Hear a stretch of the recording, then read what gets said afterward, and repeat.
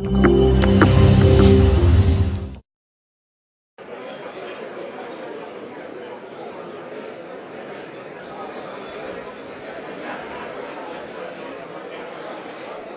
buenos días. Bienvenidos a esta sesión del Foro Económico. Bienvenidos ustedes, bienvenidos quienes nos siguen a través de la web del diario Montañés. Como punto de partida, estaremos todos de acuerdo en que poner nuestra atención esta mañana en algo que se salga un poquito de esta carrera electoral que hemos vivido en las últimas semanas es casi balsámico, incluyendo a quienes están aquí y han participado en esa carrera, que un ratito de descanso tampoco viene mal. Verán, meter el mar dentro de una caja, a priori, es una cosa imposible, casi cuestión de magia. Y, sin embargo, en el Instituto de Hidráulica de Cantabria lo hacen todos los días. Cogen el mar y juegan con él. Lo transforman, lo moldean, lo analizan, sacan datos y esos datos llegan a todas partes del mundo con la marca de Cantabria. Al frente de ese buque insignia está nuestro invitado de hoy, Íñigo Losada. Buenos días, bienvenido.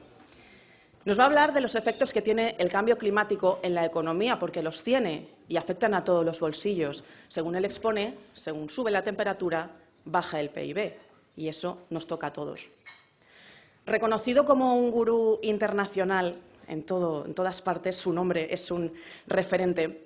Nuestro invitado expone que estas situaciones, también, como casi todas, tienen su parte positiva. De todo hay algo que sale bien. Y en este fenómeno, que ya es una realidad, también surgen nuevos modelos de consumo, nuevas empresas, transporte, alimentación, incluso temas financieros que llevan viendo la luz a consecuencia de este nuevo fenómeno. ¿Y cómo queda Cantabria en todo esto? Pues hay una parte también dual que dice que si suben un par de grados la temperatura, pues esto se va a convertir en el destino turístico ideal. Pero, por contra, nuestro entorno también se podría ver afectado por diferentes situaciones de riesgo. Vasco de nacimiento, con un paraíso personal en Asturias y desarrollando esta labor de incalculable valor en Cantabria. Nuestro invitado tiene una vitrina, suponemos, llena de premios, de reconocimientos, en su casa, en su despacho. Ahí, desde hace un par de meses, está también el premio al Cántabro del Año que le entregó esta casa, el diario Montañés, a medias con su compañero de batalla, Raúl Medina, que si nos ponemos a recordar la canción de CRAE, pues uno cuida de las olas y otro vigila la marea, más o menos. Es un placer tenerle aquí, que haya conseguido sacar hueco en su agenda. Y piensen que, aparte de ser interesante, seguramente saldremos de esta sesión con más conocimientos de los que traíamos al entrar. Y eso siempre, siempre es ganar. Así que, a partir de este momento, tiene la palabra nuestro invitado, Íñigo Losada.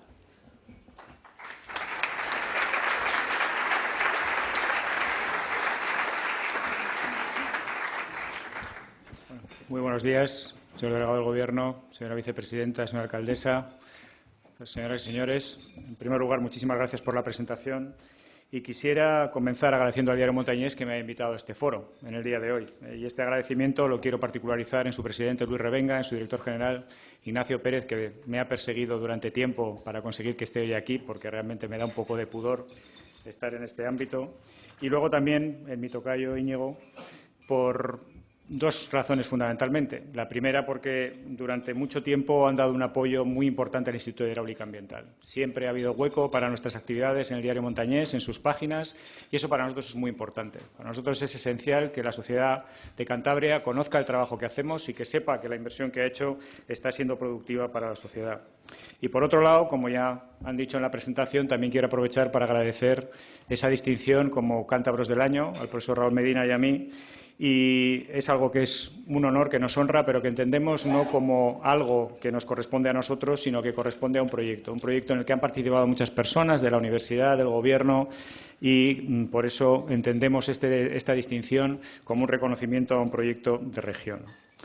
Bueno, dicho sea esto, me gustaría entrar en materia diciendo que esta empresa que me toca hoy no es sencilla. Y no es sencilla porque, aunque el cambio climático está en todo nuestro trabajo, y de hecho hay dos economistas en el grupo de cambio climático del Instituto de Hidráulica Ambiental, la economía es evidente que no es mi especialidad.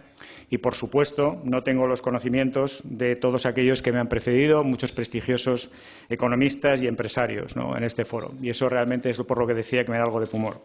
Sin embargo, como llevamos bastantes años trabajando trabajando en este tema y realmente la economía nunca ha estado desvinculada de nuestra actividad, sí me gustaría intentar transmitirles en dónde estamos en materia de cambio climático y muy especialmente hacia dónde pienso que vamos, ¿no?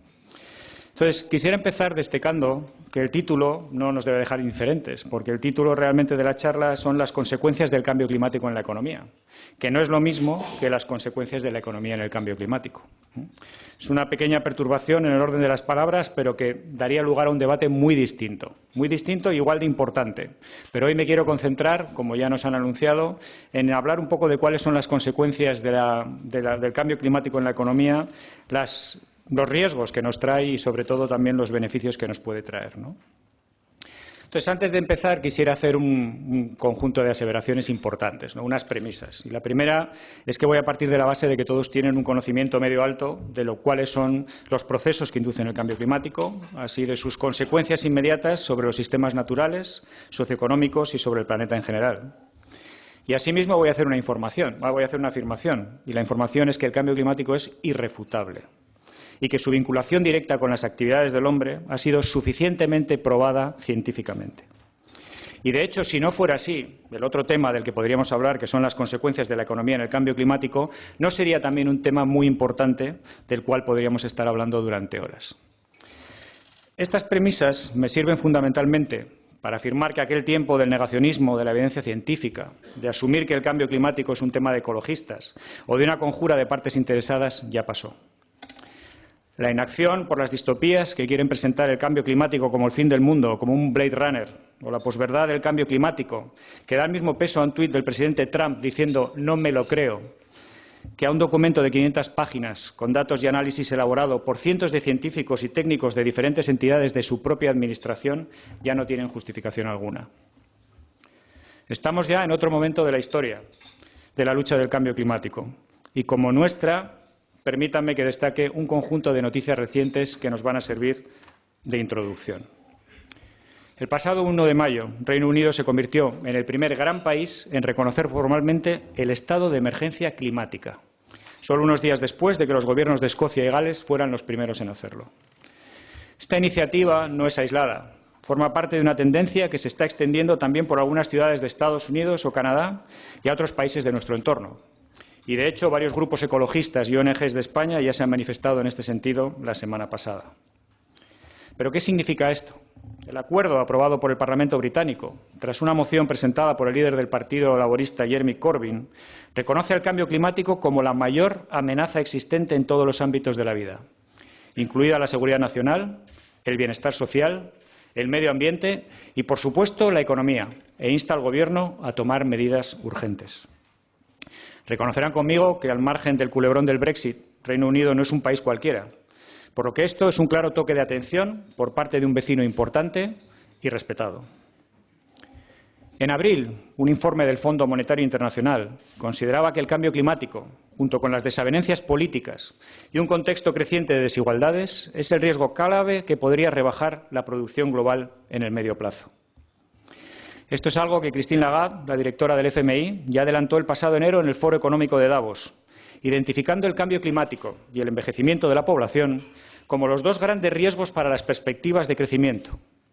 El cambio climático, dijo Lagarde, es un asunto tan serio que, aunque no lo parezca, compete también a los bancos centrales y, por supuesto, al sector financiero. La vicegobernadora del Banco de España, en unas declaraciones recientes, ha secundado con contundencia las palabras de Lagarde. Después de esta primera parte introductoria, déjenme que entremos ahora en algunos conceptos y aspectos básicos de esta nueva disciplina llamada economía del cambio climático.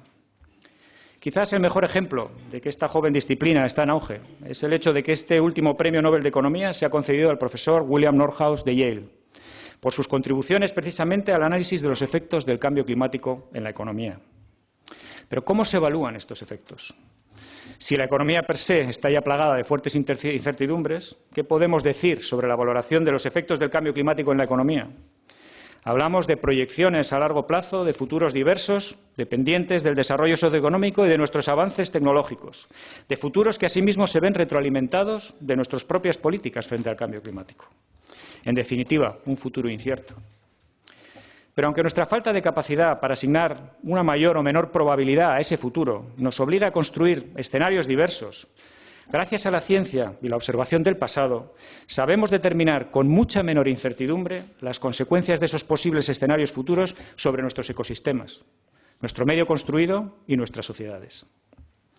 Afortunadamente, lejos de hacer cierto el dicho anglosajón de parálisis por análisis, la incertidumbre no ha supuesto un factor limitante para el desarrollo de la economía del cambio climático, ni tampoco ha supuesto la parálisis en la toma de decisiones conducentes a resolver un problema global que afecta a generaciones venideras y para cuyo abordaje nos queda cada vez menos tiempo.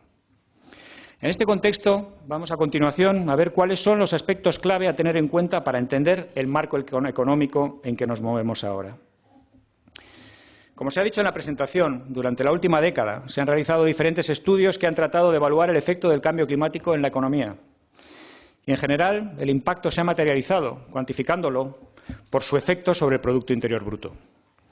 Las diferentes estimaciones existentes, aproximadamente unas 30, hacen uso de metodologías diversas, considerando escenarios con variaciones en el incremento de la temperatura media global entre 1,5 grados y 5 grados de aquí a fin de siglo. Del análisis de todos ellos se pueden obtener las siguientes conclusiones que voy a pasar a enumerar. Primera, los resultados fluctúan entre un impacto positivo cercano a un incremento del 2,5% del Producto Interior Bruto global y un descenso de hasta un 25% del Producto Interior Bruto global. El 99% de los estudios coinciden en que el cambio climático afectará negativamente a la economía, especialmente para incrementos de la temperatura superiores a 1,5 grados, que les recuerdo que es el objetivo que nos hemos fijado en el Acuerdo de París y que no vamos a alcanzar. También coinciden en que el impacto negativo será tanto mayor cuanto mayores sean los incrementos de temperatura. En este sentido, me gustaría recordarles, como he dicho antes, que lo comprometido hasta el momento en reducción de emisiones por los países firmantes del Acuerdo de París supera con creces en la actualidad el 1,5 grados y nos sitúa en el entorno de los 3,5 grados a fin de siglo. Las pérdidas en el Producto Interior Bruto que pronostican estos estudios responden esencialmente a impactos diversos, tales como, por ejemplo, la pérdida de productividad, el aumento del nivel medio del mar y sus consecuencias, el incremento de eventos extremos y daños asociados, el aumento de los costes de refrigeración o en salud y, cómo no, el de los costes necesarios para la adaptación. En menor medida se han considerado también hasta ahora los costes y oportunidades de la transición energética, pero hablaré de esto un poco más adelante.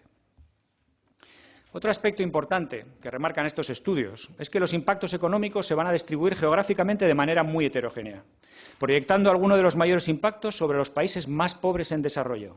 Pero, ojo, no únicamente. De hecho, muchos de ellos coinciden en que Estados Unidos será uno de los países más perjudicados.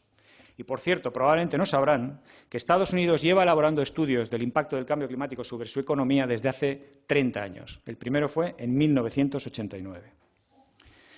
El estudio global más reciente, en el que ha sustentado sus advertencias el Fondo Monetario Internacional, ha sido realizado por el Banco Mundial y destaca que si la temperatura global sigue subiendo al ritmo que lo ha hecho hasta ahora, el Producto Interior Bruto mundial podría reducirse entre un 15 y un 25% en el medio plazo.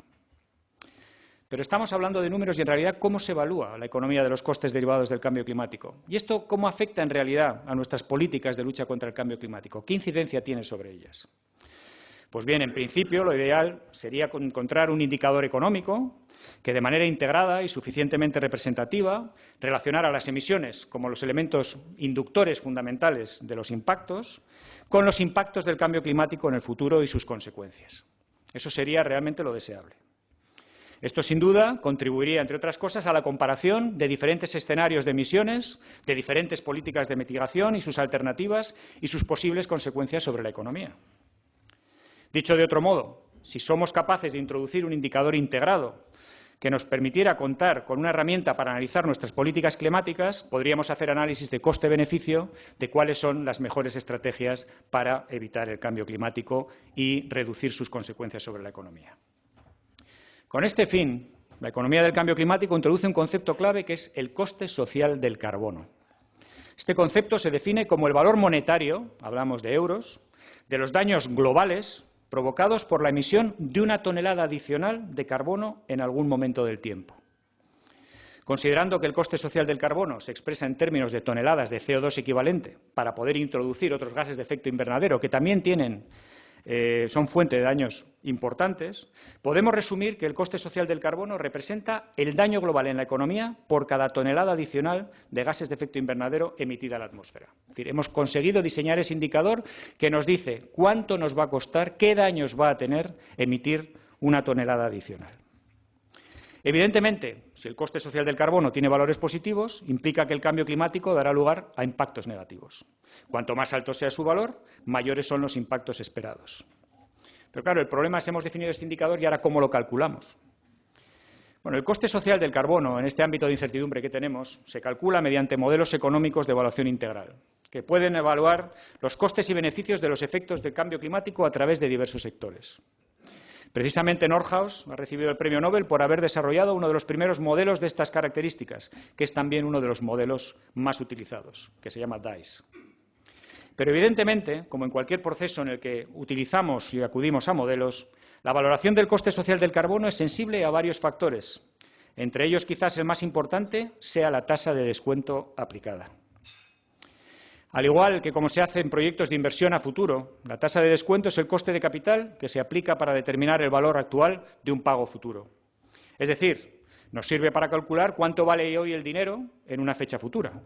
Con ello estamos lo que se llama descontando los costes de los daños futuros esperados por el cambio climático. Una alta tasa de descuento supone que valoramos más los beneficios presentes que los futuros. Por tanto, cuanto más baja sea la tasa de descuento, mayor será el coste social del carbono. Este factor, la tasa de descuento aplicada en economía del cambio climático, ha generado un grandísimo debate que parte del primer informe económico destacado, el famoso informe Stern del Reino Unido, de Sir Nicholas Stern, en el que se utilizó una tasa de descuento del 1,4% y que desencadenó toda la política de economía ambiental que hay hoy día en Reino Unido. Otros economistas, sin embargo, sobre todo los más cercanos a la administración Trump, preconizan el uso de una tasa del 7%.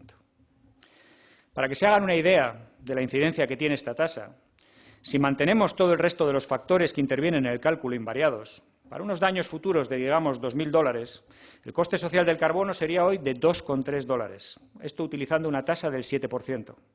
Con una tasa, sin embargo, del 3%, el coste a día de hoy sería de $104.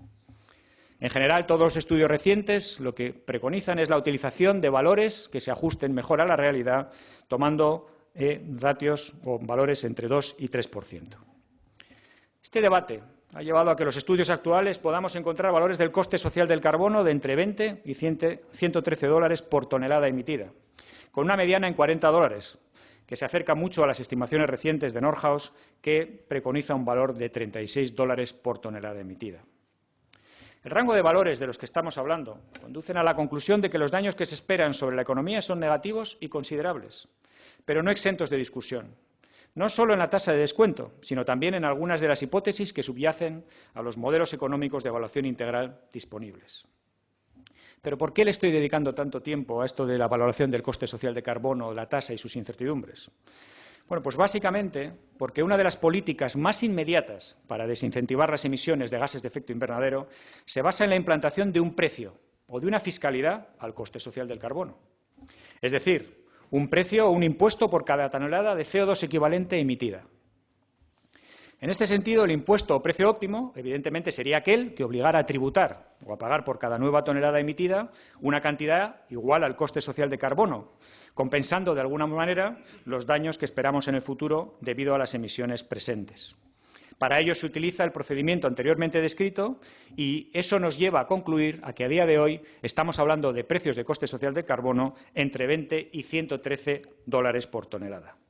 Sin embargo, ¿cuál es la realidad? Pues la realidad es que existe una gran disparidad, tanto en los criterios de aplicación, hay países que lo aplican y otros que no, y aquellos que lo aplican también tienen una gran diversidad a la hora de decidir cuál es su valoración. Por ejemplo, que es raro, Suecia y Suiza cuentan con los valores más altos, 125 y $95 tonelada respectivamente. ¿Dónde estamos en España? En agosto de 2018, y vinculada a nuestra gestión de derechos de emisiones, que es un mecanismo de mercado para gestionar las emisiones, se traspasa la barrera de los 20 € tonelada, que en principio nos puede parecer poco, pero es 3 veces más que el precio que teníamos en 2017. ¿Pero es este un mecanismo adecuado para afrontar la reducción de emisiones como una primera forma de incentivar la reducción de emisiones? Evidentemente, como en todo, hay disparidad de opiniones, tanto en cuál es el mejor mecanismo de implementación como en el precio. Pero permítame que acabe esta segunda parte de mi charla destacando que el pasado mes de enero 27 premios Nobel de Economía y 4 exresponsables de la Reserva Federal de los Estados Unidos realizaron una declaración indicando que, basándose en su criterio experto y conocimiento técnico, que asumo como importante, el impuesto sobre el carbón es la palanca más coste efectiva para reducir las emisiones de gases de efecto invernadero a la escala y con la velocidad necesarias para abordar el cambio climático. Según su criterio, un impuesto de estas características que se vaya incrementando anualmente hasta conseguir los objetivos de reducción de emisiones contribuiría a fomentar la innovación tecnológica, el desarrollo de grandes infraestructuras, así como la aceleración en el desarrollo y distribución de productos y servicios eficientes en el uso del carbono. Pero además consideran que contribuiría a la desaparición de diferentes leyes y normativas asociadas a las políticas de emisiones que suelen ser complejas e inciertas. Esto favorecería el desarrollo económico a través de un marco regulatorio estable y fiable, necesario para que las empresas puedan abordar las inversiones de largo plazo que garanticen una transición hacia las energías limpias o una adaptación de sus servicios y productos a los nuevos mercados y oportunidades que están apareciendo con el cambio climático. Una primera conclusión, por tanto, parece clara, y es que la fiscalidad verde o la asignación de precios al carbono merece, por tanto, al menos un estudio detallado y cuidado a nivel nacional, de comunidad y también, alcaldesa, a nivel municipal. Voy a hablar ahora un poco de riesgos y oportunidades para la economía.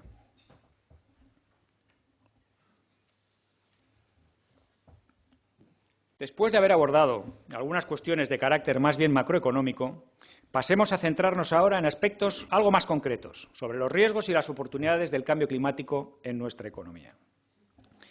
En principio, la mayor parte de los análisis que se han realizado hasta el momento centran todos los esfuerzos en la valoración monetaria de los riesgos derivados de los impactos físicos sobre la actividad económica. Es decir, aquellos impactos que los cambios en el clima producen de forma directa sobre recursos, activos, operaciones y empleos vinculados a una actividad económica concreta o de forma indirecta a través de los impactos sobre su cadena de suministro. En la mayor parte de los sectores en los que hemos trabajado en IH Cantabria se ha producido una dualidad, en tanto en cuanto los estudios que nos han requerido han demandado el análisis de los impactos agudos debidos a eventos meteorológicos extremos y también aquellos inducidos por efectos críticos de largo plazo. Así, por ejemplo, hemos analizado la incidencia del incremento de la frecuencia o intensidad de los huracanes en el sector de los seguros en la costa de Florida, o el efecto del incremento de la frecuencia, de la duración o intensidad de las sequías en la generación hidroeléctrica en los países andinos y en España, o los costes económicos en el sector turístico derivados de la pérdida de playas por efectos crónicos de largo plazo, como el aumento del nivel medio del mar en diferentes países de Latinoamérica, Caribe y Asturias. En un estudio reciente para el Gobierno del Principado de Asturias, financiado por el Ministerio para la Transición Ecológica, hemos obtenido que los daños sobre el sector turístico de sol y playa por la erosión inducida por el aumento del nivel medio del mar se pueden valorar en 3.000 millones de euros a finales de siglo y 900 millones de euros en 2050 en ausencia de adaptación en las playas de Asturias. Asimismo, aquellos sectores industriales en zonas bajas de la costa que se encuentran hoy día en terrenos concesionados o no, van a verse altamente afectados por el aumento del nivel medio del mar, con las consiguientes consecuencias económicas sobre su actividad. Y casos concretos son los que se destacan en Asturias, en Avilés. Un caso bastante representativo de daños económicos no esperados es el ejemplo reciente de las sinergias entre el cambio climático, en este caso por aumento de la temperatura del agua del mar, y la contaminación marina debida al vertido de aguas sin depurar. Este efecto de la contaminación reforzada por el cambio climático, algo que veremos cada vez con mayor frecuencia, está produciendo en la costa mexicana de Cancún y la Riviera Maya la proliferación exponencial de sargazos de arribazón, llenando las zonas de baño y la primera línea de playa de sargazo que, de no ser retirado, entra en descomposición. Una playa llena de macroalgas en descomposición o un baño probablemente muy saludable por su alto contenido en yodo, pero que no permite ni ver el fondo, no es el destino que uno tiene en la cabeza cuando piensa en el Caribe. Este impacto sobre el sector turístico está produciendo en los últimos años una caída del 18% en el número de turistas en esa zona y unos gastos de limpieza que en algunos hoteles está llegando a $500.000 anuales. Pero este no es el único daño económico que el sector está sufriendo en esa misma zona. El cambio climático está produciendo un incremento en la intensidad y frecuencia de los huracanes, que ha generado importantes daños económicos por el impacto directo sobre playas, corales e infraestructuras, pero también un incremento en los costes de operación y en las primas de los seguros. Por tanto, el sector turístico es uno, entre muchos otros, en el que incrementar la resiliencia frente al cambio climático es especialmente necesario. Mi segunda conclusión es que, en general, todos aquellos sectores económicos que cuenten con activos fijos de larga vida o extensas redes de suministro o distribución, aquellos que dependen críticamente de las redes de servicios e infraestructura o de recursos naturales en su cadena de valor, y aquellos que pueden requerir financiación o inversiones a más largo plazo, tienen en el cambio climático una fuente importante de riesgo económico. Parece evidente, pues, que todos aquellos sectores y empresas que analicen sus riesgos y elaboren planes de adaptación para minimizar las consecuencias de dichos riesgos tendrán más posibilidades de mantener su economía más saneada y un alto nivel de competitividad. Por ello, hay grandes evidencias de que la planificación de la adaptación, que hasta ahora había estado centrada en el ámbito de las administraciones públicas, ha sufrido recientemente un gran impulso en el sector privado, al sentirse fuertemente amenazado por el cambio climático. Sectores como la energía, transporte, turismo, agricultura o de la gestión e inversión en infraestructuras han desarrollado o están desarrollando ya sus planes de adaptación. En este sentido, es bastante sintomático que recientemente se haya publicado una norma ISO sobre adaptación al cambio climático, sin duda para dar respuesta a la demanda del sector privado. Es necesario hacer énfasis en que estos factores de riesgo también pueden convertirse en oportunidades. Los cambios en factores climáticos como temperatura, precipitación, etcétera, pueden mejorar las condiciones y reducir los impactos en algunas zonas y, asimismo, generar nuevas oportunidades de negocio allí donde ahora no existen. El sector de la agricultura o el turismo son algunos en los que ya se están identificando importantes oportunidades. Hasta el momento he hablado fundamentalmente de los riesgos y oportunidades derivados de los cambios en el clima y sus consecuencias en la economía. Pero se han abierto nuevos horizontes en el ámbito de los riesgos y oportunidades de la transición hacia una economía baja o neutra en carbono. Esta transición demanda cambios políticos, legales, tecnológicos y de mercado. Como he explicado antes, los cambios en las políticas de precios o impuestos al carbono para reducir las emisiones, la reorientación del consumo de energía hacia fuentes bajas en emisiones, la promoción de la eficiencia energética, el aprovechamiento eficiente del agua o la implantación de prácticas de usos del suelo más sostenibles son algunos de esos elementos clave que pueden tener una gran incidencia sobre la economía. Evidentemente, sus consecuencias sobre la economía dependerán de la naturaleza y del momento en el que se instauran, del cronograma para realizarlo y, sobre todo, del marco de seguridad jurídica y financiera que se genere para su consecución. También constituyen un riesgo y una oportunidad las mejoras e innovaciones tecnológicas en productos y servicios que son necesarios para conseguir esa transición. Muchas empresas del sector energético, de la automoción y la movilidad, de la consultoría o del sector financiero ya lo han entendido perfectamente, poniendo en el mercado nuevos productos y servicios que ahora y en el futuro tendrán gran demanda y abandonando aquellos que quedarán en breve fuera de mercado o simplemente desautorizados. Estas innovaciones están afectando y afectarán cada vez más a la competitividad de ciertas empresas, su producción y costes de distribución, e incluso a la demanda de algunos de sus productos y servicios. Por tanto, este proceso conlleva lo que ya he denominado otras veces destrucción creativa, en la que las tecnologías, productos y servicios emergentes van sustituyendo a los presentes, conduciendo a una situación de vencedores y vencidos. Otro factor a considerar es el riesgo de las oportunidades de mercado. El cambio en la oferta y la demanda de algunos recursos esenciales y en productos y servicios se está teniendo cada vez más en cuenta a la hora de identificar los riesgos del cambio climático. Es evidente, por ejemplo, que el sector financiero ha sabido reaccionar a las nuevas necesidades de mercado a través de la creación de nuevos productos como los bonos verdes o los fondos de inversión sostenibles, en los que Iberdrola o el Santander están haciendo grandes avances. Finalmente, me gustaría introducir un último aspecto que es el relativo al riesgo y oportunidad reputacional.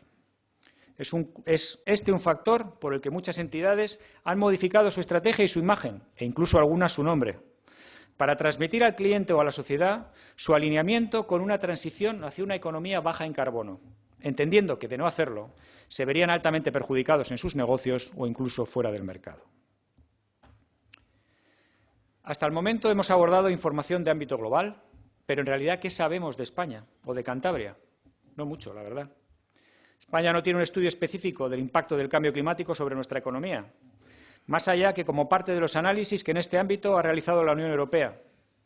Aunque hay algunos estudios sectoriales o regionales específicos, de hecho, la semana pasada sacó a concurso el País Vasco este estudio, esta es una evaluación que todavía está por hacer. Lo que sí sabemos es que España, y por tanto Cantabria, está en una de las zonas que se va a ver más afectada por el cambio climático. Por ello, me gustaría dedicar los próximos minutos a analizar, con base en la experiencia y los trabajos que hemos hecho hasta ahora para el Gobierno regional, lo que podemos esperar en términos de impactos directos del cambio climático.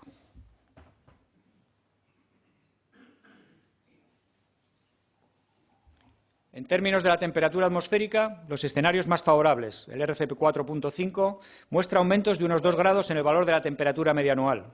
Para el más desfavorable, el aumento es de entre 3 y 4 grados a mediados de siglo y de hasta 5 grados a finales de siglo en la zona de Líbana y la costa oriental. La precipitación, en general, para el escenario RCP 4.5, que es el que ansiamos pero no vamos a alcanzar en el Acuerdo de París, la reducción de precipitación no es muy grande, en el entorno del 8%, aunque sí se reduce de manera importante, un 15% en el peor escenario, el 8.5%, sobre todo en la parte más occidental de Cantabria.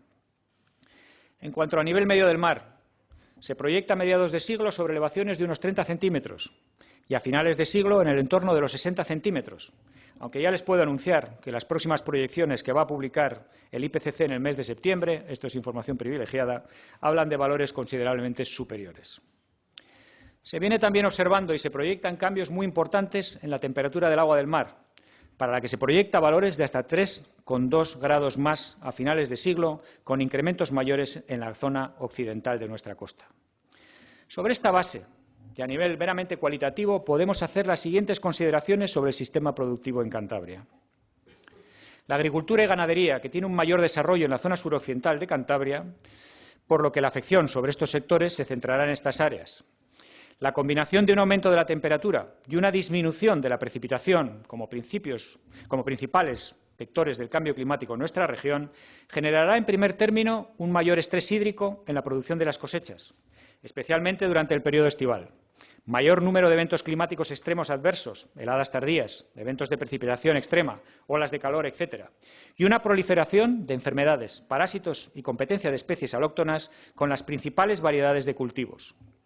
Las principales amenazas para la agricultura litoral proceden sin duda de la subida del nivel medio del mar y de la intrusión salina, tanto en ríos como en nuestros acuíferos. En relación con la ganadería extensiva, la producción de pastos y la calidad de los forrajes se verán igualmente afectadas por los efectos del cambio climático.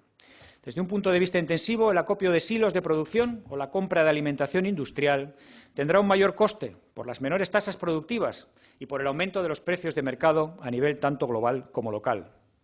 Por ello, deberemos contar con una ordenación eficaz de la explotación agrícola y ganadera de cara a optimizar el uso de los recursos y nuestras inversiones.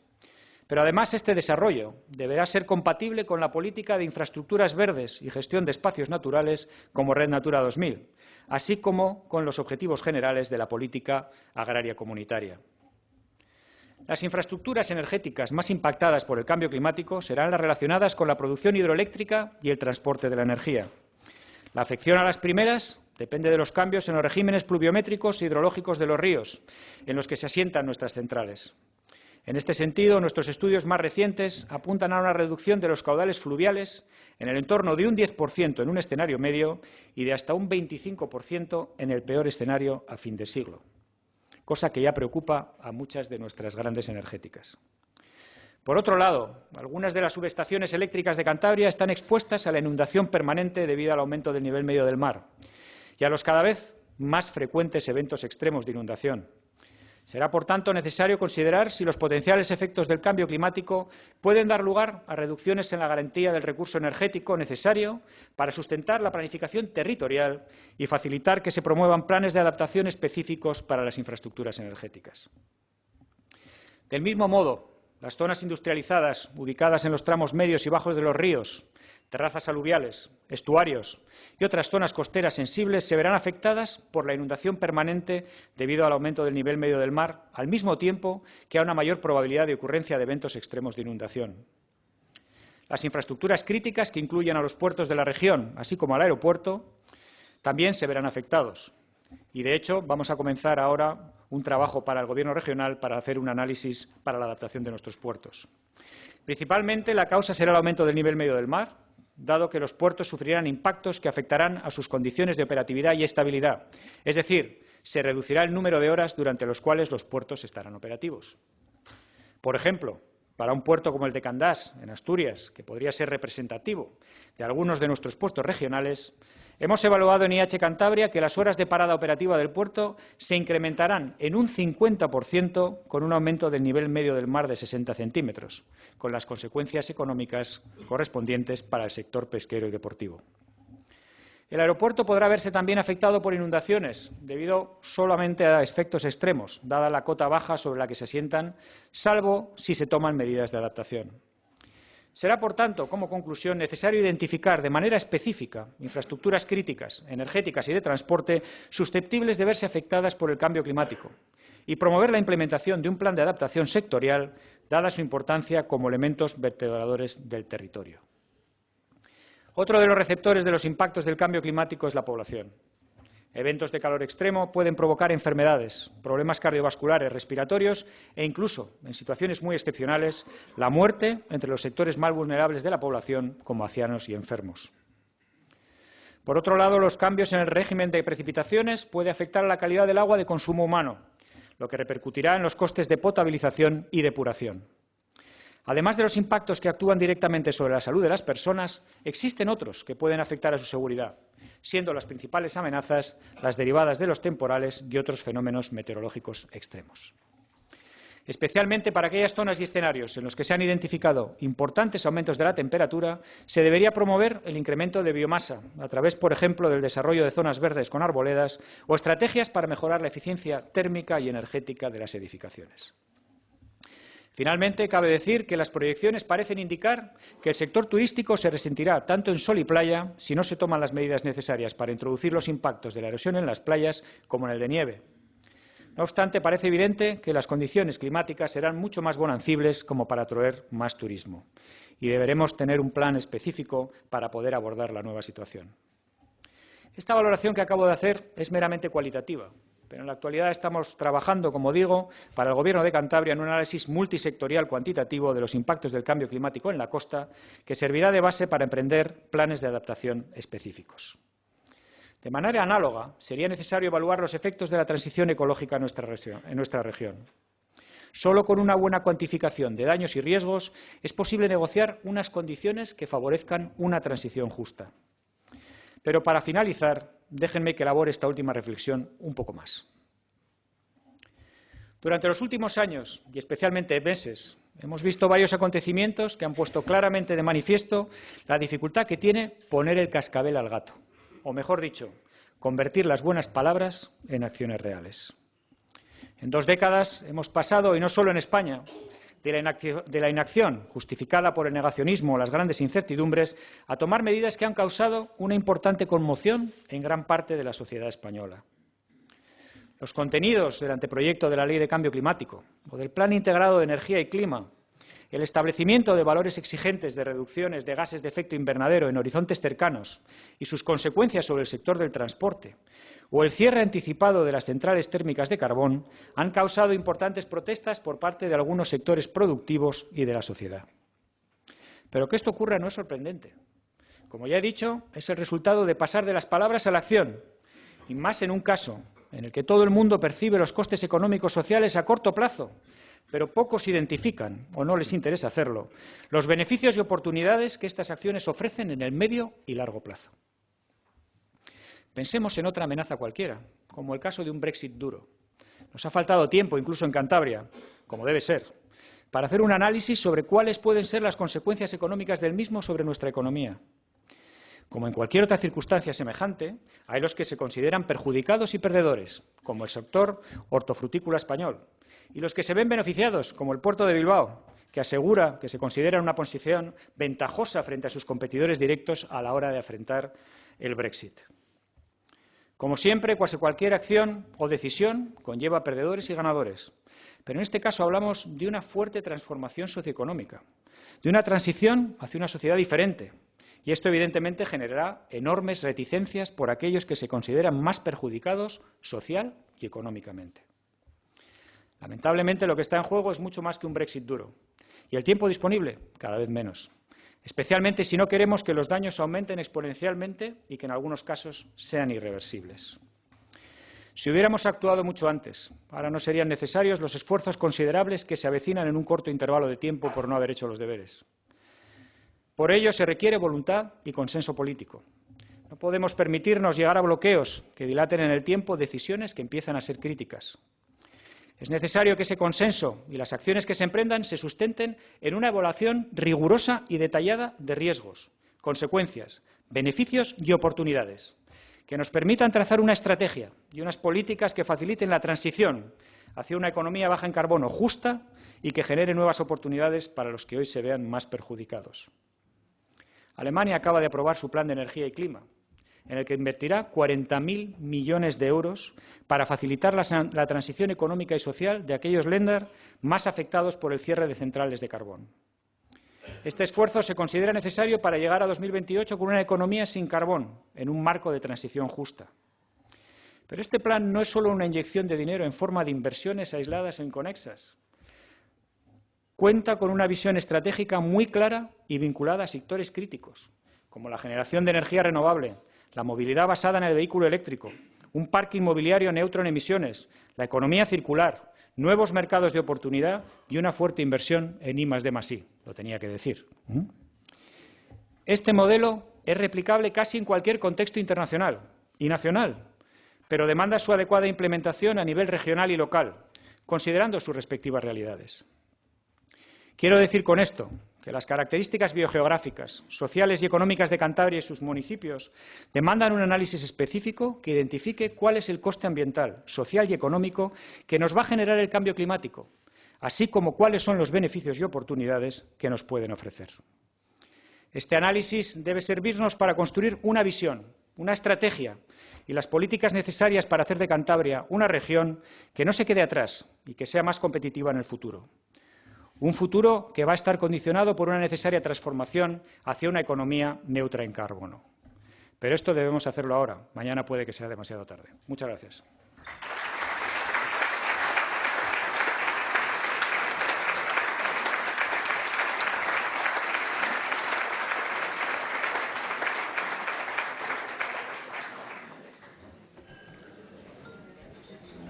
Muchas gracias, señor Losada, por su interesante y, digamos, también apasionada, aunque rigurosa, intervención. Si le parece, vamos directamente con las preguntas. Todavía están ustedes a tiempo de formular su cuestión en las tarjetas que tienen en sus mesas. Señor Losada, ¿el cambio climático puede detenerse o solo paliarse? ¿Bastaría con lo segundo? Sí. Bueno, muchas gracias, señor. Bueno, el cambio climático puede detenerse. Algunas de las consecuencias del cambio climático no pueden detenerse porque el sistema terrestre tiene una gran inercia. Hablo, por ejemplo, del aumento del nivel medio del mar. Aunque hoy dejáramos de emitir, nuestras emisiones fueran cero, el nivel del mar seguiría subiendo durante más de 3 o 4 siglos. Sin embargo, estoy convencido de que reducir las emisiones puede contribuir enormemente a que los impactos que suframos, a que las consecuencias sobre nuestros ecosistemas, sobre nuestras sociedades, se reduzcan considerablemente. Usted ha citado algunos estudios concretos que desarrolla el Instituto de Hidráulica Ambiental, pero ¿qué líneas de trabajo referidas al cambio climático se llevan a cabo desde el instituto que usted codirige? ¿Exportamos conocimiento desde Cantabria al respecto? Bueno, como soy de Bilbao, puedo decir que sí, exportamos a todo el mundo nuestro conocimiento en cambio climático. El Instituto del Cambio Climático es totalmente transversal. Es decir, nosotros trabajamos en ámbitos, voy a hablar en terminología de IPCC. El IPCC tiene 3 elementos. El primero es el estudio de la física del cambio climático. Ahí tenemos grupos que básicamente lo que están intentando hacer es entender cuáles son los procesos físicos que modifican la mayor parte de nuestro sistema climático. Eso lo hacemos a través de observaciones del pasado, utilizando datos paleoclimáticos, datos instrumentales, pero también lo utilizamos, hacemos modelos al futuro, ¿no? Y quizás una de las cosas que puedo decir es que el Instituto de Hidráulica Ambiental y, por tanto, Cantabria está a la cabeza mundial en las proyecciones de la mayor parte de las dinámicas marinas, como son el oleaje, mareas meteorológicas y nivel del mar. El segundo aspecto que se trabaja mucho en el Instituto es la valoración de impactos. La evaluación de impactos sobre cualquier tipo de sistema. Es cierto que nosotros trabajamos esencialmente en el ámbito del agua, pero hacemos estudios diversos que lo que tratan de ver es cuáles son los cambios que se producen en los ecosistemas, en ciudades, en infraestructuras, debido al efecto del cambio climático. Y el tercer aspecto es un poco intentar ver cuáles son las diferentes soluciones, cuál es el espacio de soluciones, tanto desde el punto de vista de mitigación como adaptación. Esto lo que nos lleva es a trabajar en todo el mundo. Trabajamos para administraciones públicas, trabajamos para empresas del sector eléctrico, del sector de las infraestructuras, y hemos tenido proyectos que son absolutamente referentes mundiales, ¿no? Por ejemplo, en el Instituto se ha hecho la primera herramienta que valora para IFC. IFC es, por así decirlo, el brazo económico de inversión del Banco Mundial en grandes infraestructuras. Para ellos hemos desarrollado conjuntamente con 2 empresas de Cantabria, Luis Berrier y, por otro lado, Macvalnera, la primera herramienta que existe en el mundo que analiza cuáles son los efectos del cambio climático sobre inversiones en infraestructuras, concretamente en puertos, aeropuertos y carreteras. Y ese es uno de muchos de los emblemáticos proyectos que hemos tenido, como también la primera evaluación del cambio climático en zonas costeras para Naciones Unidas. Y ahora, si me dejas ya acabar, uno que creo que también es muy representativo es que el Instituto de Hidráulica está haciendo la guía de adaptación al cambio climático en zonas costeras para todos los países de América Latina y Caribe, lo cual creo que es bastante significativo. No, nos dicen le preguntan que comente la importancia de conseguir una investigación potente y con visión hacia el futuro, no coyuntural, sino con concienciación de los gobernantes en estos temas. Casi podría señalar a quién ha hecho la pregunta, básicamente, ¿no? Pero, a ver, la investigación para mí evidentemente es la base de todo. La investigación es la base del desarrollo, es la base de la innovación y necesita estabilidad. Necesita grupos que tengan estabilidad en el largo plazo, una financiación estable en el largo plazo, y realmente es como las inversiones de los empresarios. Los empresarios necesitan seguridad jurídica, necesitan saber cuáles son las reglas del juego. En la investigación pasa exactamente lo mismo. No podemos improvisar. La mayor parte de los resultados de la investigación necesitan un tiempo de madurez, se necesita consolidar a los grupos con tiempo. Estamos hablando que el Instituto de Hidráulica Ambiental nace no por generación espontánea, nace después de 25 años trabajando en la Escuela de Caminos de Santander. Y si hemos conseguido llegar a donde hemos llegado es a que durante muchos años hemos tenido un conjunto de grupos estables que han podido florecer para hacer lo que hoy en día es el Instituto de Hidráulica Ambiental. Por tanto, yo creo, y bueno, no lo he dicho por capricho, es decir, realmente el plan que tienen los alemanes es que una gran parte de esa inversión se dedique a investigación como base fundamental de la innovación para nuevos productos, servicios y tecnología en un ámbito neutro en carbono.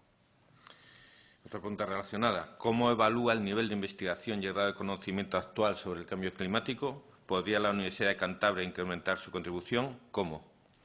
A ver, yo creo que en la Universidad de Cantabria ya hay varios grupos que están haciendo un trabajo muy importante y me gustaría destacar que en estos momentos tenemos un investigador del IFCA, José Manuel Gutiérrez, que está liderando el nuevo atlas de cambios que se están produciendo en el clima que se está desarrollando en el 6º informe del IPCC. Anteriormente yo estuve en el IPCC y hay muchos otros grupos que están haciendo trabajo muy importante en materia de cambio climático. ¿Esto se puede incrementar? Evidentemente. Yo creo que la universidad podría hacer un esfuerzo por integrar de alguna manera a todos esos grupos para dar una mayor visibilidad al trabajo que se está haciendo. Porque, como digo, los grupos que hay en la universidad están haciendo un trabajo muy transversal. Hay los que están trabajando en economía del cambio climático, los que están trabajando en adaptación, hay varios que están trabajando en salud y varios que están trabajando en la física fundamental. Yo creo que en estos momentos hay herramientas interesantes, hay grupos potentes y eso quizás se podría todavía visibilizar un poco mejor. Pasamos al ámbito de las políticas. Preguntan, ¿qué políticas efectivas para frenar el cambio climático son las prioritarias? Bueno, yo creo que las políticas tienen dos vertientes. La política clara de la reducción de gases de efecto invernadero, es decir, la mitigación, y la segunda, todas aquellas que están destinadas a la adaptación.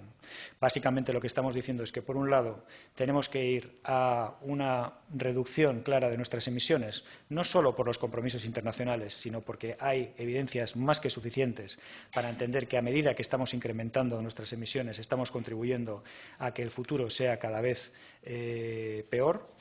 Y, por otro lado, lo que también tenemos claro es que aunque mitiguemos, los resultados de esa mitigación no se van a ver hasta medio o largo plazo, lo que quiere decir que nos va a surgir la absoluta necesidad, que ya tenemos, como se está haciendo en muchas partes del mundo, de adaptarnos. Entonces, esas son las dos políticas esenciales. Durante muchísimo tiempo se ha trabajado fundamentalmente en el ámbito de la mitigación, hasta el Acuerdo de París, donde ahí ya se ha producido un cambio radical en el sentido de que se ha dado mucha importancia también a la adaptación, y esas son las dos líneas estratégicas en las que hay que trabajar fundamentalmente. Y en el ámbito individual, ¿qué medidas pueden llevarse a cabo? Bueno, esta pregunta me la han formulado muchas veces y realmente, bueno, pues yo creo que todos somos bastante conscientes de dos razones, de dos cuestiones. La primera, que todo aquello que nosotros hagamos que contribuya a reducir las emisiones es importante, es decir, y fundamentalmente en nuestro ámbito es la movilidad. Ese es el factor crítico que condiciona la mayor parte de nuestras emisiones. Estoy hablando a título individual. Pero, por otro lado, también es cierto que hay muchas cuestiones relativas a nuestro consumo energético y a otros factores que inciden de manera importante. Pero es que también nuestra gestión del agua, el hecho de que contribuyamos a la economía circular, etcétera, son factores que lo que hacen es contribuir a que seamos más resilientes a los impactos de cambio climático. Es decir, la gente suele pensar que el cambio climático solo se arregla con temas de mitigación y adaptación, pero no es cierto. También se arregla con todo aquello que hace que nuestra sociedad o que nuestros ecosistemas o que los elementos del medio construido sean más resilientes. Por tanto, todos aquellos elementos, como digo, de gestión de residuos, economía circular, etcétera, son realmente beneficiosos para poder luchar contra el cambio climático. ¿Qué posibilidades de actuación tiene un gobierno regional, como el Gobierno de Cantabria, ante un fenómeno global como el que nos ocupa? Bueno, que el fenómeno sea global no nos exime de nuestras responsabilidades. Nosotros tenemos una cuota de nuestra contribución a las emisiones de gases de efecto invernadero y luego lo que tenemos son dos cuestiones que he tratado de transmitir. Por un lado, nosotros lo que tenemos que hacer es los deberes en el sentido de entender perfectamente cuáles son las consecuencias del cambio climático sobre nuestra economía y sobre nuestra sociedad. Eso yo entiendo que es un punto clave que, como decía también antes, lo que nos permitirá es tener unas bases con criterio científico-técnico y suficientemente fuertes como para poder negociar donde nos corresponda. Cantabria está en una zona que, como he dicho antes, va a verse afectada por el cambio climático, pero también van a surgir muchas oportunidades. Por tanto, lo que deberíamos de hacer es entender muy bien cuáles son los riesgos que nos esperan y las oportunidades que tenemos y empezar a construir un futuro con una visión y un plan estratégico que nos permita, de la manera mejor posible, negociar con quien haya que negociar para contar con los medios, las capacidades y el marco legal para realmente adaptarnos a esos cambios y, de hecho, incluso beneficiarnos de los cambios que se produzcan. En su opinión, ¿qué ha hecho el Gobierno de Cantabria para luchar contra el cambio climático en los últimos 8 años en la Comunidad de Cantabria y qué debería haber hecho? Bueno, el Gobierno de Cantabria ha tomado varias medidas en cuanto al tema de cambio climático. Hay una serie de compromisos en términos de mitigación, pero también hay un plan frente al cambio climático. Ese plan frente al cambio climático, si hay algo que decir desde mi punto de vista, es que creo que tiene un peso muy importante en toda la parte de mitigación, porque quizás en estos momentos siempre se ha visualizado como la más importante, y ahí faltaba una componente de adaptación.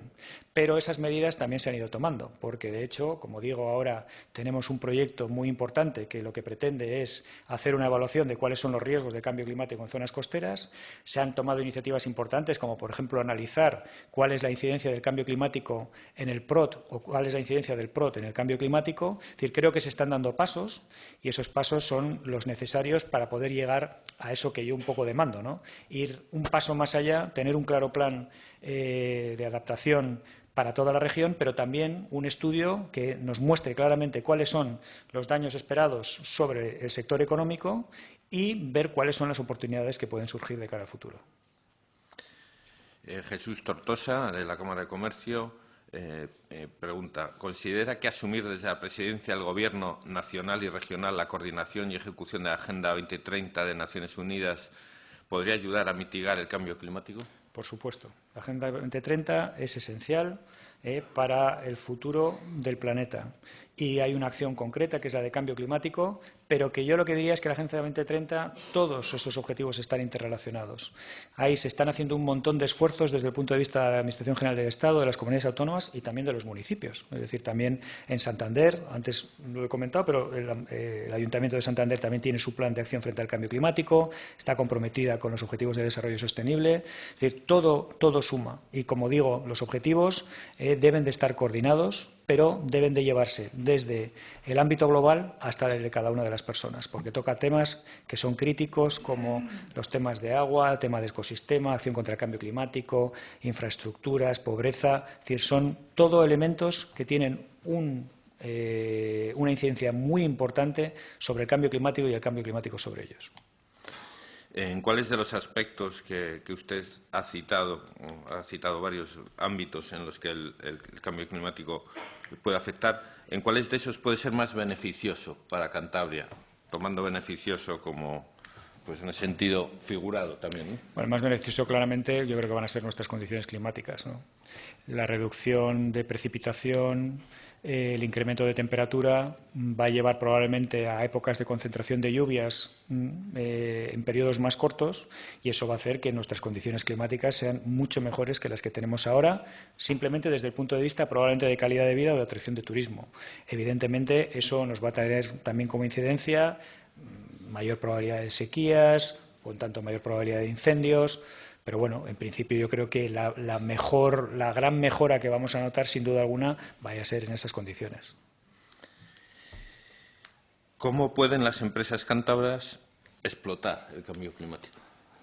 Pues básicamente, como lo que he dicho, cada uno lo que tiene que hacerse es un autodiagnóstico de cómo está expuesto al cambio climático, cosa que están haciendo las grandes empresas, y de una forma mucho más sencilla lo puede hacer una empresa más pequeña. Es decir, lo que hay que saber exactamente es cuál es mi negocio, cuál es mi cadena de suministro y cuáles de las actividades a las que yo me dedico están expuestas, por un lado, a los efectos directos del cambio climático y, por otro lado, a las consecuencias que pueda traer consigo las políticas de transición ecológica que se están planteando. Entonces, lo primero es tener un diagnóstico. Es decir, yo lo que creo, y lo decía antes e insisto, la verdad es que la experiencia que tengo, incluso cuando hemos ido al Gobierno regional, cuando tú vas con fundamentos, con números, con un análisis riguroso, es mucho más fácil conseguir algo que te propongas que no simplemente cuando vas sin argumentos claros y sin estudios y análisis detallados. Yo creo que se debería de emprender una iniciativa que permita que los empresarios de Cantabria, lo mismo que lo han hecho para el Brexit, porque lo han hecho para el Brexit, muchos de ellos, pues lo mismo que consideran el Brexit, lo vean con un plazo mayor, pero que empiecen a analizar claramente cuál puede ser la incidencia tanto de los impactos directos como de las consecuencias de las políticas que se tomen para la transición. ¿Y cómo podría competir nuestra industria con la de los países que no pagan derechos de emisión? Bueno, eso es un problema importante. Ese es un problema importante. A ver, también lo que tenemos que ver es que estamos analizando un problema global donde el comportamiento de todos los países no es lo mismo. Y ya lo he dicho antes, que no solo es un tema de derechos de emisión, es también tema de precios de carbono, de fiscalidad verde y de muchos. Yo creo que nosotros tenemos que estar donde tenemos que estar. Nosotros somos parte de la Unión Europea y lo que tenemos que hacer es intentar ir en el tren en el que va la Unión Europea, para lo bueno y para lo malo. Yo creo que eso nos pone en una posición robusta, en una posición competitiva, y realmente lo que tenemos que hacer es intentar, de alguna manera, ser suficientemente flexibles como para adaptarnos a las condiciones que nos esperan, independientemente de la política que siga Trump o de la política que sigan muchos otros países. También tengo que decir que, a pesar de lo que he contado y demás, nosotros en estos momentos no estamos tan amenazados con muchos de los países en los que nosotros estamos trabajando. Es decir, trabajamos en muchos países donde les sorprendería saber cuál es la situación que tienen por efecto del cambio climático. Realmente están amenazados desde el punto de vista de salud, de supervivencia, de medios de vida, y su propio territorio está totalmente amenazado, ¿no? Entonces, Bueno, estamos en una situación que yo creo que es de privilegio, porque tenemos la capacidad en conocimiento y tecnológica como para tener esa flexibilidad de adaptarnos, evidentemente con un coste económico y social y ambiental probablemente, pero estamos en una situación que si estamos es probablemente porque también tenemos esos derechos de emisión, ¿no? Es decir, que estamos en un mundo desarrollado y realmente lo que hay que hacer es aprovechar esa circunstancia en lugar de quejarnos probablemente. ¿Cómo se explica la fuerte oposición en Cantabria a los parques eólicos, encabezada en ocasiones por grupos ecologistas? Eso habrá que preguntárselo a los grupos ecologistas y a aquellos que se oponen. ¿No? Digo yo. Sí, pero también a usted. ¿Qué explicación personal tiene? ¿Cuál es mi explicación? Bueno, mi explicación es que sería muy profunda, probablemente sería sociológica, entonces es complicado, ¿no? Inténtelo. O sea, podemos hablar de los parques eólicos, podemos hablar de la escollera de la Magdalena, podemos hablar de muchas cosas, ¿no? Entonces, yo creo que en general Cantabria hay mucha gente que tiene instalados los valores ambientales como fundamentales y demás y no quiere que cambie nada, ¿no? Pero todo cambia, ¿no?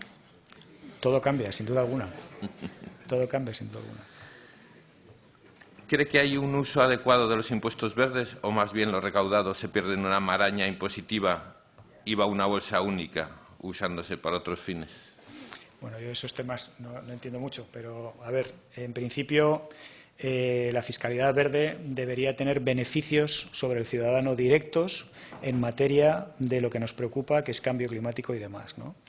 Entonces, yo creo que cuando decía antes que una de las conclusiones fundamentales es que estudiar la fiscalidad verde, el tema de precios al carbono y demás, es algo esencial, es porque creo que esa política es una política acertada, pero siempre y cuando redunde esencialmente en el objetivo del mismo. O sea, lo que no debe ser es simplemente una herramienta para recaudar más, sino que debe tener un fin concreto. Es lo mismo que decía también antes con el tema de Alemania. Son 60.000 euros, pero que no son subvenciones para hacer cada land lo que le apetezca.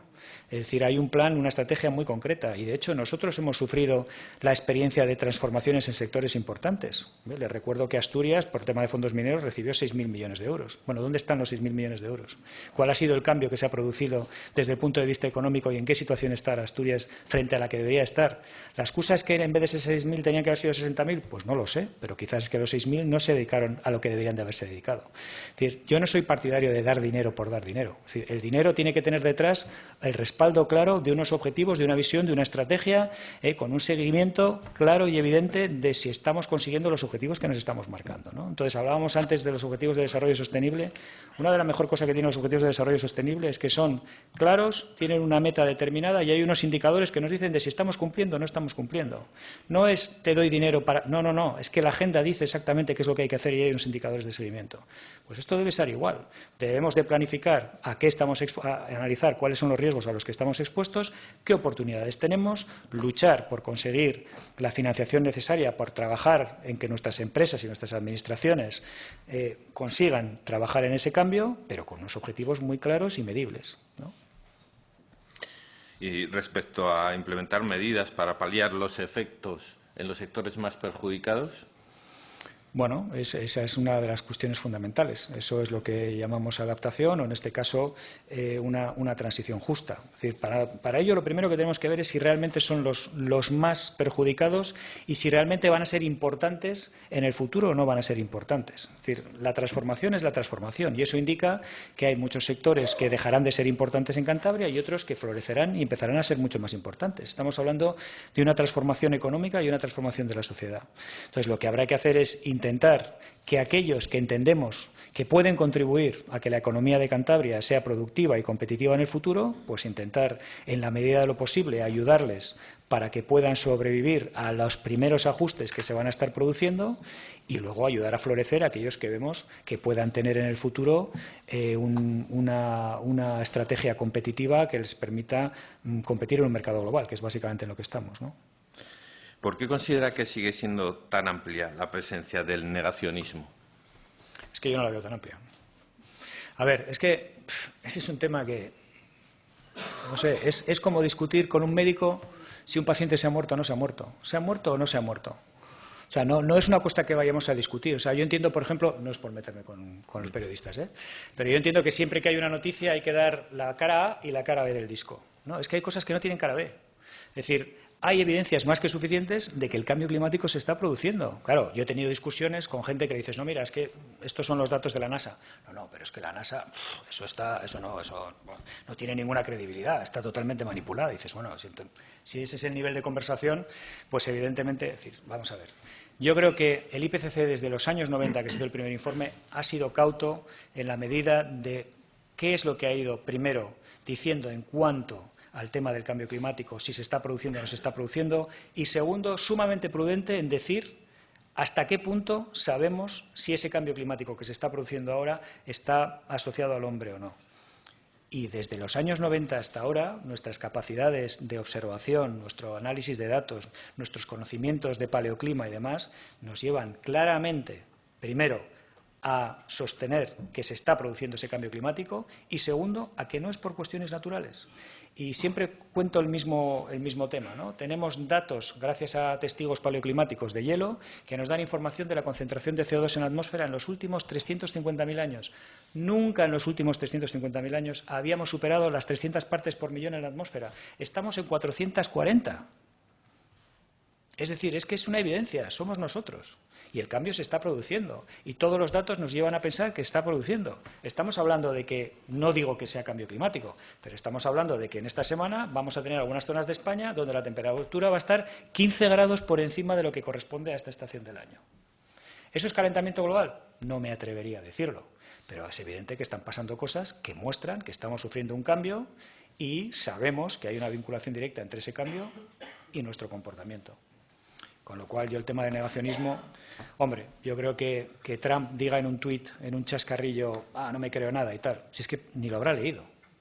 Precisamente me refiero a eso, no al ámbito científico o al ámbito de la información rigurosa, sino al ámbito del bulo social, de cómo combatir esa serie de A ver, eso es un poco lo que he querido decir antes cuando he hablado de las distopias y del tema de la posverdad, ¿no? Es decir, o sea, yo creo que hay temas que no... O sea, podemos hablar de fútbol, podemos hablar del Racing, si nos va a ir mejor la semana que viene en Mallorca o no. Eso es opinable, es opinable. Hay cosas que se basan en datos y no son opinables. Y si el Producto Interior Bruto de Cantabria ha subido o ha bajado, no es opinable, es una medida. Es un indicador que te está diciendo cómo se está comportando la economía de Cantabria. O si sube el paro o si baja el paro. O sea, son indicadores que son magnitudes que podemos medir. Nosotros tenemos un conjunto de indicadores de cambio climático como son la concentración de CO2 en la atmósfera, el nivel medio del mar, la temperatura media global. Y la llevamos midiendo y tenemos información de hace muchos años y, de hecho, gracias a Paleoclima, de hace miles de años. Y es evidente que la variabilidad climática nos ha llevado a épocas de glaciación, a épocas de deglaciación, a periodos más templados, menos templados, que es el discurso que siempre me suelta la gente. Pero no, es que lo que estamos observando en los últimos 200 años no se correlaciona con nada de lo que hemos observado hasta el momento. Y luego tenemos técnicas de atribución que nos permiten ver en qué medida es nuestras emisiones adicionales las que están contribuyendo a esos cambios. Por tanto, bueno, podemos seguir discutiendo indefinidamente, pero para mí este es un tema que no es discutible. O sea, ya el tema del negacionismo, bueno, pues puede ser que haya gente que lo siga pensando, pero seguro que es gente que no ha leído ni un solo informe técnico, ni uno. No se ha preocupado en leer absolutamente nada. Simplemente es, bueno, pues porque toca, porque tiene una posición que es la que sea y porque da igual lo que le digas. Va a opinar siempre lo mismo. Pues hasta aquí hemos llegado. Muchísimas gracias, señor Losada, por su interesantísima intervención, en la que ha contestado a todas las preguntas y en la que nos ha aportado numerosos datos para la reflexión y también para la acción política y económica. Muchas gracias a ustedes por su presencia y por su atención. Muchas gracias a los patrocinadores habituales, el Gobierno de Cantabria, Sodercan, Liberbank, a la colaboración de Gullón y Viesgo y a la sede del Bahía. El próximo foro con el que terminamos el curso será a principios de julio en vez de en junio y estará a cargo de Cristóbal Montoro. Nos vemos entonces. Buenos días.